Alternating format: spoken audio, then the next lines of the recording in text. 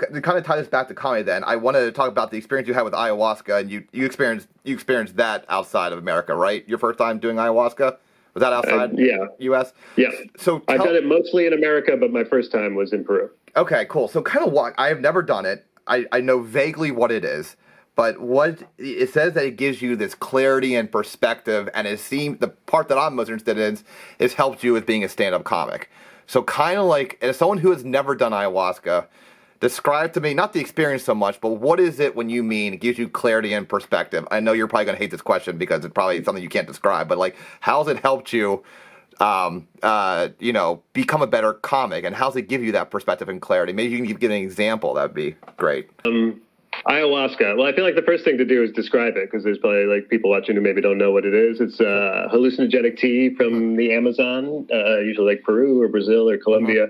Um, and it's a powerful psychedelic. And it's, if I had to compare it to something, it might be shrooms, but it's really like a different experience. You like are lying there for, 3 to 5 hours. A lot of people will vomit on it. It's,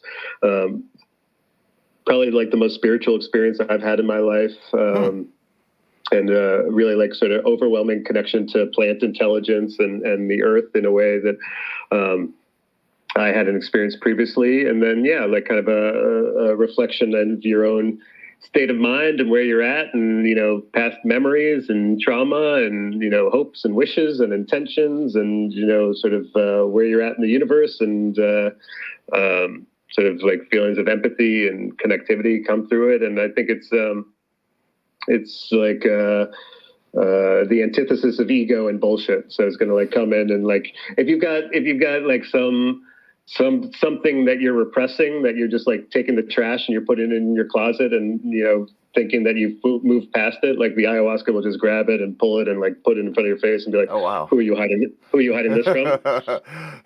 Because it's, and you realize like, oh, it's just like whenever you're repressing stuff, you're just wasting this energy pushing things down instead of letting them go. And so I think, it's this whole kind of, to get to your question about comedy, I feel like there's like an attitude of being in flow and letting things go. I think maybe, like releasing material and then moving past it and like moving on to what's next. I think some amount of, I think there's something humbling, very humbling about ayahuasca and stand-up comedy of like, kind of like you can be the most egotistical person in the world and think you're whatever, but like both of them will like bring you to your knees and humble you in a way that you're like, okay, this isn't about me. This is about something bigger. And, I think that's a good quality to have as a performer, like as far as like making people connect to you or feel like you're a real person of like kind of whatever authenticity or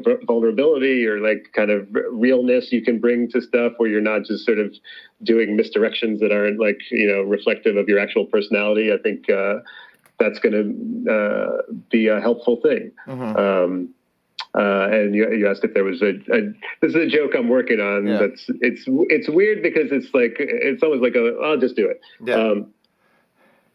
That I was talking to my therapist and she asked me, if my mom was funny, if that's why I do stand-up comedy. And I was like, I don't think so. My mom wasn't really funny at all. In fact, I don't even remember seeing her smile. So I don't think that's why I do stand-up comedy. In fact, you're pretty bad at your job because my mom was actually super depressed. So that's definitely not why I do. Oh, I see. All right. I'll be back next week. You're good. You're good. So like, something like that, which isn't necessarily like a set up punchline sort of thing. It's a little bit more of like, sometimes I like jokes where the audience members decide on their own where the punchline is. As Steve Martin talked about this. It's a different sort of connection that like people have with a joke when it's like, it's up to you when you realize this is funny.